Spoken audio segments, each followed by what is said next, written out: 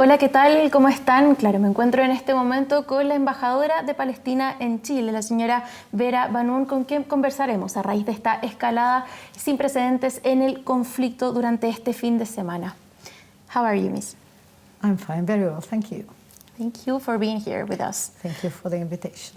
Let me ask you, what is your position as the Palestinian Authority after this unprecedented attack by Hamas against Israel? You know, exactly as all we feel, whether we were in authority or whether we were civilians. War is war. Conflict is conflict.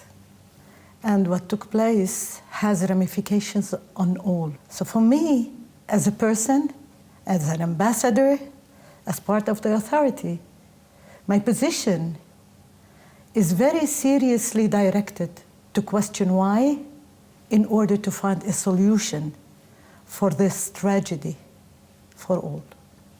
Do you think this attack in specific could lead to an approach, a better approximation between the leadership of the group Hamas and that of the Palestinian Authority? Originally we are one, despite the differences. Whether we were Palestinians in Gaza or Palestinians in the West Bank, refugee camps, in diaspora, in East Jerusalem, we all agree in one thing. We have one dream, that of self-determination, that of attaining our justice. As you know, as a nation, we've been trying our best, yearning to achieve and attain our human rights in independence, in justice. So despite the differences, this is internal, let it be, but we fully agree altogether that there is one goal, that of justice, determination, living our human entity and our human rights. So you don't need a position, whether with or against, as much as we are all with our right to live in peace. Please tell us, let me ask you, what is the current situation right now in the West Bank? You know, after the attack and the yesterday concurrent attack in Gaza, today the death toll in Gaza reached to 330, injuries 2,000, displaced people 20,000, 13 towers were totally demolished, 167 residence units were totally demolished, and 1,700 partially demolished. But the most important thing, that almost 2 hours ago, the Israeli cabinet has a decision and they officially announced the state of war on Gaza. So the situation is very dramatic. We are talking about civilians in Gaza that they have been under attack consecutively for many years, starting in 2008, 2009, 2014, 2018, 2020, 21, 22, and 23. In Gaza Strip, you have the largest blockade where people living in that small part on earth, highly condensed with 2 million citizens, hardly are capable to move, air, water, and land blocked. By the way, 70% of the people in Gaza are refugees from the 1948. They ran away, and today they live this tragedy, this violence, and this loss of any way of hope. And by the way, it is not only in Gaza. It is the same in the West Bank, but in different manners. Every district in the West Bank is closed. Bethlehem district is closed, Ramallah, Jenin, Nablus. And when I say closed, blocked from all borders with checkpoints, you cannot move, you cannot go out. And just imagine yourself not only occupied by an army, but also occupied by a system where technology works. Everything is closed. In the West Bank, we have 649 checkpoints. Imagine that you cannot move except with encountering these checkpoints. By itself, this is the situation in general. But if you ask me, what happens and what will take place, we're totally concerned. Exactly as Israel is concerned about its nation, cares for them, we do as well. A state of war means no borders.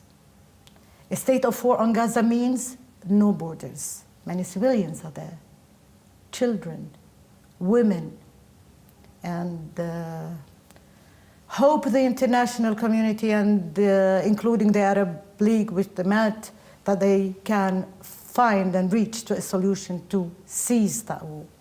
Mm-hmm.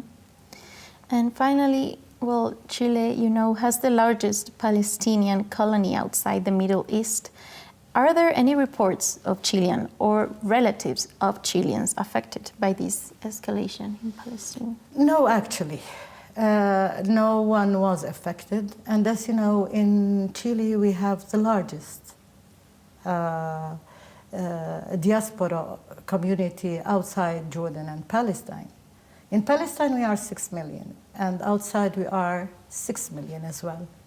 And by the way, more than 80% of our Chilean community lost the right to be in Palestine exactly when Israel occupied the West Bank in 1967. They did a consensus. Anyone who was outside lost his right in his national ID number, and thus lost his right to be there permanently as a resident. And a very important point for me, you know, and the message, how I look at it. In the year 23, a lot happened in the West Bank. We lost almost 200 young people were killed. But mostly, a very racist rhetoric was highly expressed in Israel in this specific year. In the 18th of September 2023, a meeting took place in the United Nations in its session 78, and it included the United Nations, the European Union, Saudi Arabia, in the support of Jordan and Egypt, their peace effort. That was a very important meeting, trying to save the two-state solution. On the 22nd of September, Mr. Netanyahu has a speech in the United Nations. On that speech, he showed his map of the new Middle East and new Israel. On that map, the West Bank, Gaza, was deleted. That delete of our existence is a very important part of this problem. The moment the Israelis recognize that Palestinians are there and we are there with all what we represent, and we need that existence, our self-determination, our right. Unfortunately, up till this moment, the world community had many resolutions, but nothing was applied. Let me share with you the following. 754 resolutions by the United Nations, 97 resolutions by the Security Council, 96 resolutions by the Council of Human Rights. All these resolutions for the right of the Palestinians, not one was applied on ground. Bringing these two, the Israelis or their government, their leadership, working towards as if Palestinians do not exist. The map is there. Very extremist expressions are taken by some of their ministers. Resolutions are not applied. This is leading to a reaction. Because in the mere end, what we seek, what we want, is what you want. What Mr. Netanyahu wants for his nation. But no peace can ever exist without a real peace for Palestinians. We are desperate for our security as well. And that is very important. Thank you very much for this time and for this interview.